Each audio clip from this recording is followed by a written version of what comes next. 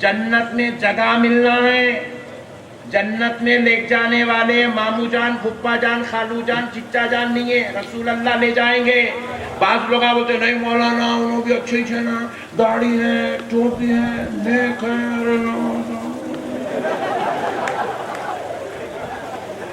ایسے ہے پٹھے اپنے بہت بیٹھے۔ اب بیچ میری گاڑی میں بیٹھ کے پوچھا، بی پی پورا اوپر چڑھا، برداشت کر کے دعا پڑھ کے پھونک لے کے آیا میں یہاں پہ۔ میری گاڑی میں بیٹھ کے پوچھ رہا میرے کو، ان بازو والے دعا پڑھتے جا سکتے کیا کرتے جو گمت۔ ارے بولا ایسے خطرناک لوگ مل گئے آج میرے کو۔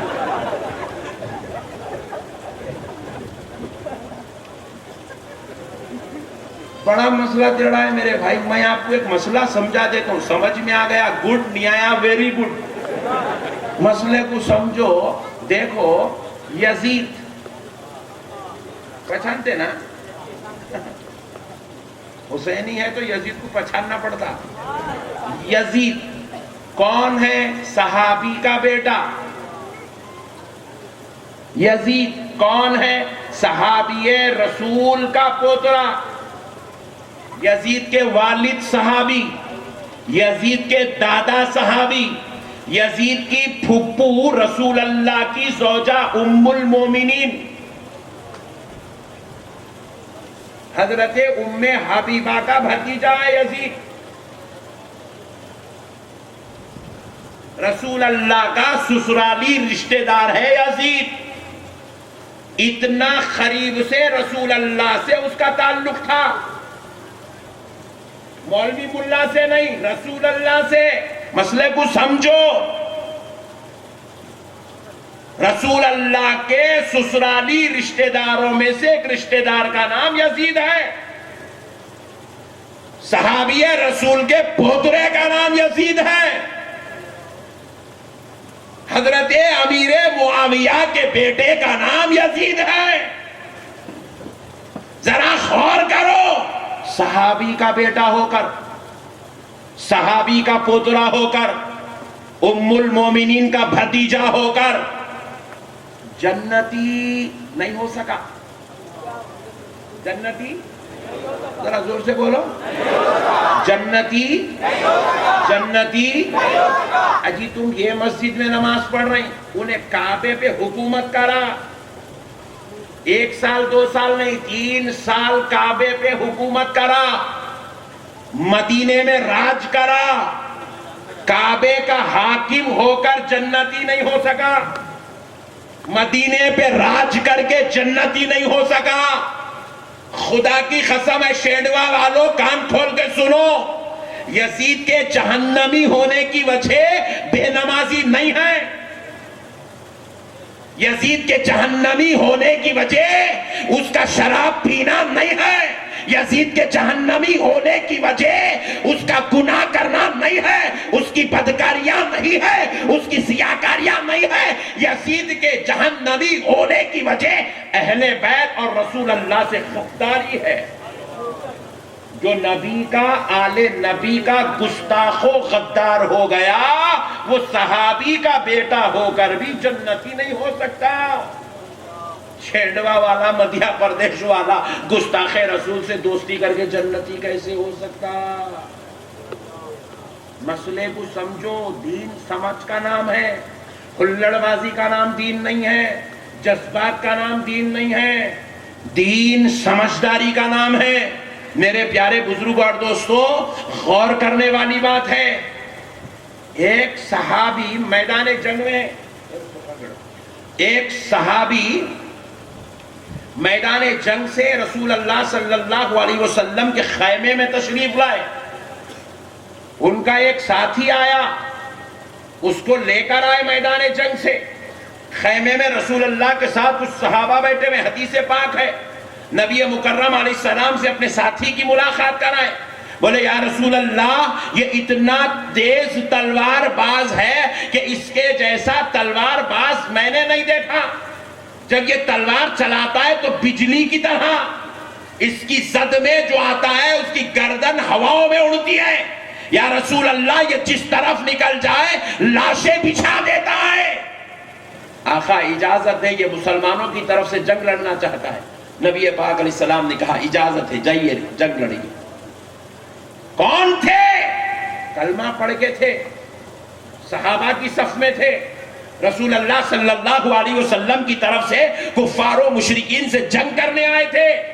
جیسے ہی وہ جنگ کے لیے گئے تلوار چلی، رسول اللہ صلی اللہ علیہ وسلم کے خیمے کا پردہ ہٹایا گیا. آقا اپنی گدی شریف سے بیٹھ کر اس کے تلوار چلانے کو دیکھ رہے ہیں. نبی پاک علیہ السلام نے ان کے تلوار چلانے کو دیکھا، خوش ہوئے اور پلٹ کے فرمایا اس شخص کا خاتمہ کفر پہ ہونے والا ہے. اس شخص کا خاتمہ، ذرا زور سے بولو اور ذرا زور سے بولو، کفر پہ ہونے والا ہے. نبی مکرم صلی اللہ علیہ وسلم کے صحابہ بڑے تعجب میں پڑ گئے. یا رسول اللہ آپ پر ہمارے ماں باپ قربان. آقا وہ تو مسلمانوں کی طرف سے لڑ رہا ہے، بہترین تلوار چلا رہا ہے، کافروں پر شدید ہے. یا رسول اللہ وہ لوگوں کی گردنیں اڑا رہا ہے. آقا وہ اسلام کے دشمنوں سے لڑ رہا ہے، پھر اس کا خاتمہ کفر پر کیوں ہوگا؟ نبی پاک خاموش ہو گئے، حضور خاموش ہو گئے. صحابہ بے چین ہوئے، خیمے سے نکلے، اس کے پیچھے جا کر وہ بھی میدان جنگ میں دیکھنے لگے. آخر یہ اسلام کی طرف سے لڑنے والا، دشمنان اسلام سے لڑنے والا، یہ کفر پہ کیوں مرے گا؟ تلواریں چلاتے چلاتے چلاتے چلاتے جب وہ نرغے میں گھسا تو اس پر بھی کفار و مشرکین کی تلوار چلنے لگی.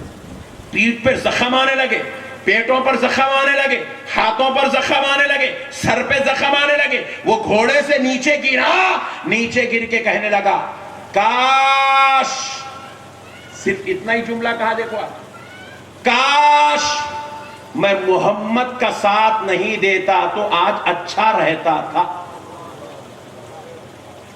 میں ان کی طرف سے لڑنے آ گیا، موت کے گھاٹ اتر گیا. کاش میں محمد کا ساتھ نہیں دیتا تو اچھا رہتا تھا. اتنا بولا. صحابہ اکرام نعرے مارنے لگے، یا رسول اللہ آپ کے علم غیب پر ہماری جان قربان، آقا آپ کی پیشن گوئیوں پر ہماری جان قربان. یہ کہتا ہوا وہ شخص مرا. صحابہ نے کہا خدا کی قسم، نبی نے کہا یہ کفر پہ مرے گا. یہ کفر پہ ہی مر رہا ہے، کفر پہ مر رہا ہے. کہنے لگا میں محمد کے ساتھ نہیں ہوتا تو اچھا ہوتا. ان کے ساتھ آیا، لڑا، تلواریں لگی، زخمی ہو گیا، مر گیا. وہ شہادت کو موت سمجھا، وہ اپنی جاویدانہ زندگی کو وہ اپنے لیے بدبختی سمجھا. نبی کے ساتھ آنے پر افسوس کرنے لگا. رسول اللہ نے کہا خاتمہ کفر پر ہوگا. میرے پیارے بھائیوں، آج ضرورت ہے، اور آپ کے علاقے میں تو بہت شدید ضرورت ہے، بہت شدید ضرورت ہے. آپ کو اپنا ایمان سنبھالنا ہے. آپ بغیر ایمان سنبھالے کہ آپ اپنی آخرت کو کامیاب اور سکسیس نہیں کر سکتے. رسول اللہ کی شفاعت کے مستحق نہیں ہو سکتے.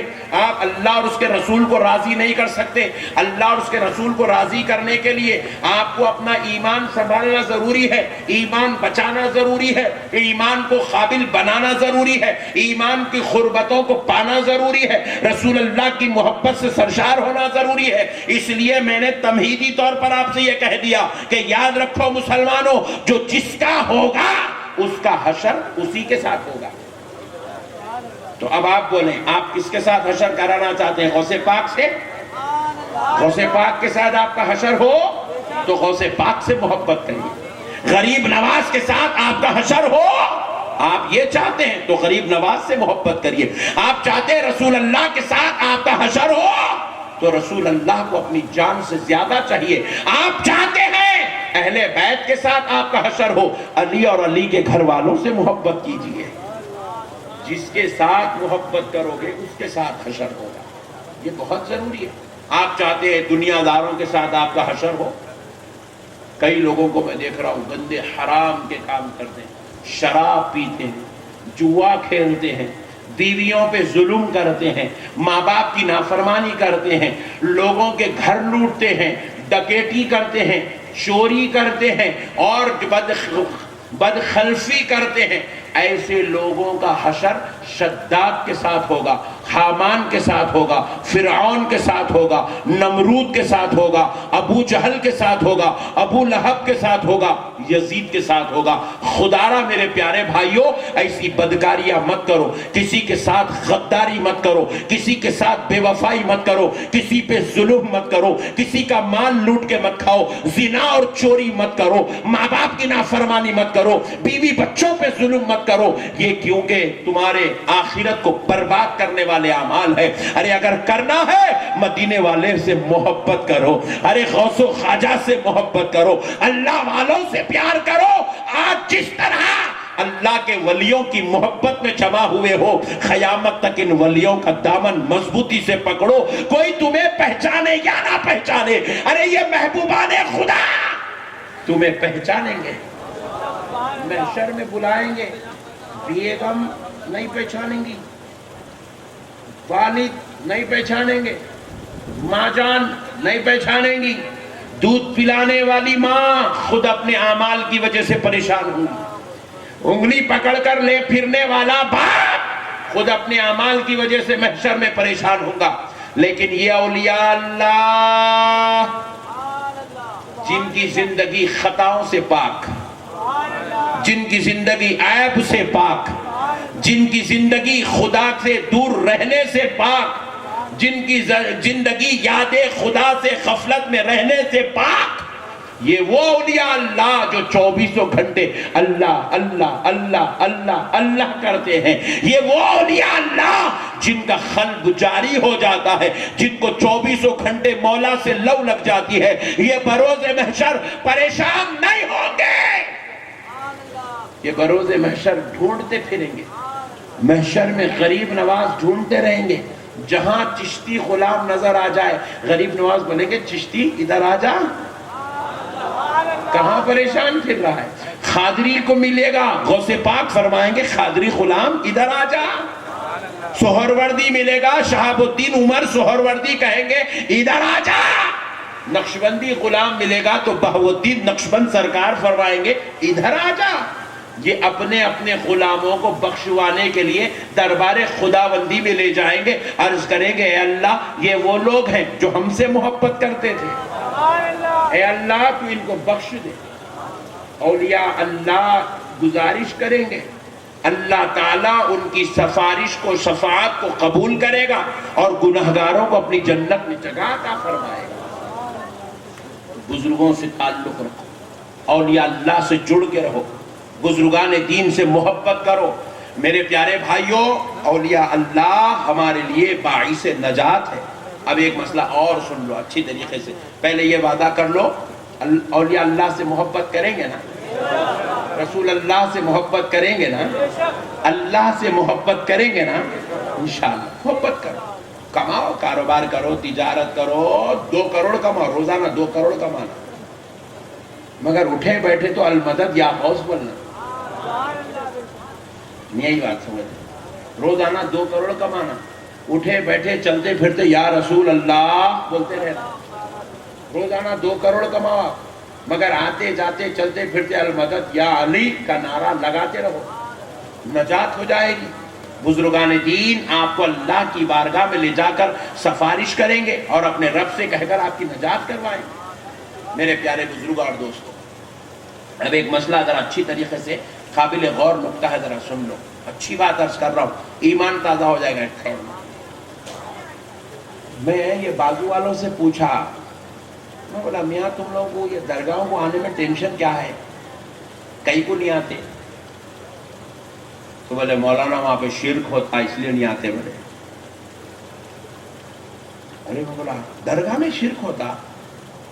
بے شک درگاہ شرک کا اڈا ہے۔ بولے ارے باپ رے باپ۔ میں بولا ہم لوگوں کو تو فیض کا اڈا دکھاتے، کو شرک کا اڈا کہاں سے دکھا رہے بھائی؟ یہ تو فیض گنجینا ہے، یہ تو فیض کا مرکز و محور ہے، یہاں سے تو وہ لوگوں کو بھی دیا جاتا ہے جو اس در پہ عقیدت سے آ جاتے ہیں، چاہے وہ مسلمان ہو کہ غیر مسلمان، یہاں سے تو خیروں کو بھی نعمتیں ملتی ہے، اور تو اس کو شرک کا اڈا کیسا سمجھا؟ تو بولے مولانا صاحب آپ دیکھتے نہیں درگاہوں میں جا کے لوگ سجدے کرتے ہیں، اس سے بڑا شرک اور کیا ہے؟ اللہ کے علاوہ غیر اللہ کو سجدہ کر رہے ہیں. اللہ کو سجدہ کرنے والے غیر اللہ کو سجدہ کر رہے ہیں. میں نے پوچھا رے میرے بڑے بھائی تو کہاں دیکھا غیر اللہ کو سجدہ کرو؟ ہر درگاہ میں ہوتا غیر اللہ کو سجدہ کیا جا رہا ہے. بولا میاں یہ جھوٹے بھامٹے باتاں نکو کر رہے بھائی. میں پیدا ہوئے جب سے درگاہ کو جا رہا ہوں, میرے کو اب تک ایک بھی نہیں ملا. تو آتا ہی نہیں, تیرے کو کہاں سے ملا رے؟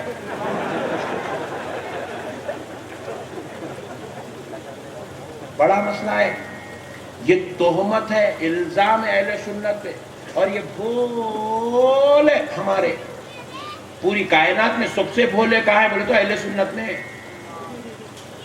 یہ اتنے بھولے اتنے بھولے اتنے بھولے ایسے ہے نا, انہیں بولتے کہ ہاں بالکل درگاہ میں شرک ہوتا, درگاہ میں شرک ہوتا, درگاہ میں شرک ہوتا, سجدہ ہوتا درگاہ میں. ارے وہ بولا نہیں ہوتا رے بڑے بھائی, خدا کی قسم درگاہ میں سجدہ نہیں ہوتا. آج تک درگاہ میں کوئی سجدہ کرا ہی نہیں ہوتا بولے سجدہ. بولا ایک کام کریں گے میاں, آج رات میں تقریر ختم کر لیں گے, کل صبح 12 بجے فلائٹ ہے, فجر کی نماز پڑھ کے مسکین شاہ صاحب کی درگاہ کو چلیں گے, چل کے دیکھیں گے درگاہ میں سجدہ ہوتا نہیں ہوتا. ہوتا مولانا برابر ہوتا, نو پرابلم.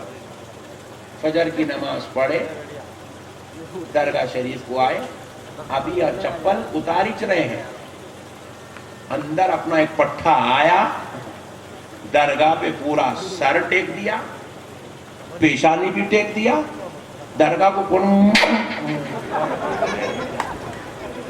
اور ایک تو اور ہوشیار تھا, پورا چادر اٹھا کے اندر گھس گیا, اندر منگی لا کے رگڑ رہا, حضرت میں کیا کیا کچھ بول رہا. بازو والا میرے ساتھ تھا یہیں, نقشبندی صاحب شرک. میں تو خالی سجدہ بولا, انہیں تو اندر ہی کھل گیا نقشبندی صاحب.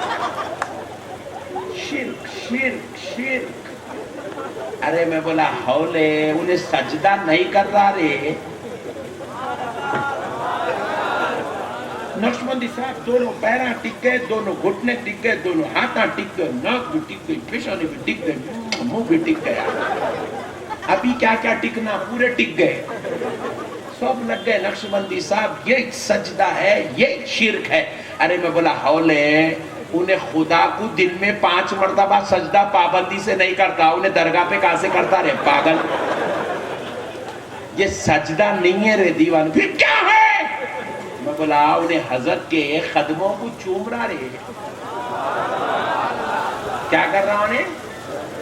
اللہ کے ولی کے قدموں کو چوم رہا. حالانکہ ہمارے پاس ایسا نکو کرو بول کے علماء 40 فتوے دیے, اب انہیں پورے فتووں کے باہر کا ہے, انہیں کر رہا تو اس کو اوپر فتوا لگا رہا شرک کا. یہ شرک نہیں ہے رے ہولے, یہ جو ہے محبت ہے. کیا ہے یہ ذرا بولو, ذرا زور سے بولو. حالانکہ ہمارے علماء اکرام سختی سے بولے یہ زیارت کے آداب کے خلاف ہے, ایسی زیارت مت کرو بولے. پھر بھی انہیں یہ جو کر رہا یہ شرک ناجائز ہے بول, ایسا نکو کرو بول. میں بھی تیرے ساتھ ٹھہرتا ہوں, کان پکڑ کے اٹھاتا, نالائق ایسا کرتا کیا بول. مگر تو جو ہے اس کو ڈائریکٹ شرک کا نام دے دیں گا, یہ شرک نہیں ہے, یہ ایک عقیدت ہے. ایک مولانا بازو والے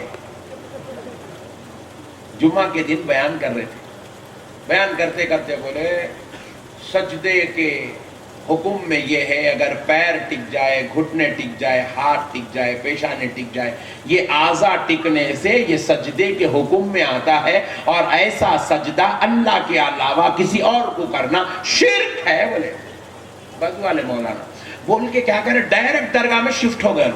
بولے درگاہ میں یہی چھوتا, ایسی چھوتا, درگاہ شرک کا اڈا ہے, شرک کا مرکز ہے, درگاہ میں شرک ہوتا. پوری تقریر کرے. اتفاق سے وہ جمعہ کے دن بیگم کو بھی لائے تھے, انہوں بیان کر لے کے جیسے ہی گھر کو گئے, گھر میں گود کا بچہ تھا چھوٹا گڈو. بیگم اس کو جو ہے ایسا بیڈ پہ ڈال کے ادھر برتن دھونے بیٹھے تھے, मौलाना को बहुत मोहब्बत आई अपने गुड्डू पे। बाजू आए गुड्डू के, दो घुटने भी टेके, पैरा भी टेके, इधर एक पैर रख के गुड्डू के पेट में मुंडी डाल के फैलाए, हालांकि बोले मेरे जिगर का टुकड़ा, मेरा प्यारा, मेरा लड्डू। बेगम बर्तन धोना छोड़ी, उगारी वहां से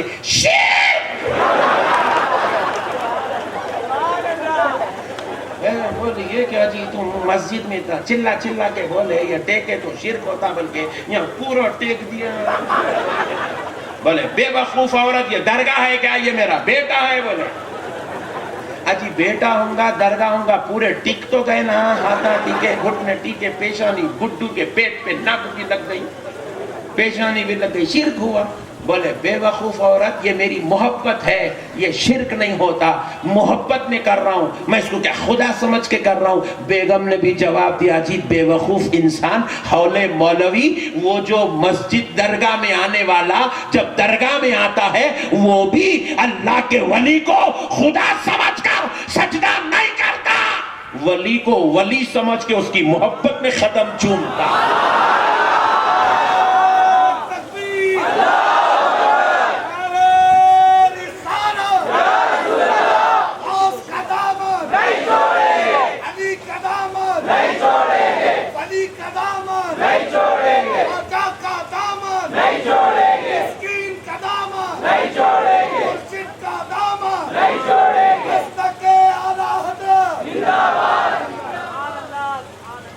बात समझ में आई दोस्तों? शिर्क, अरे बैठे बैठे शिर्क हो जाता,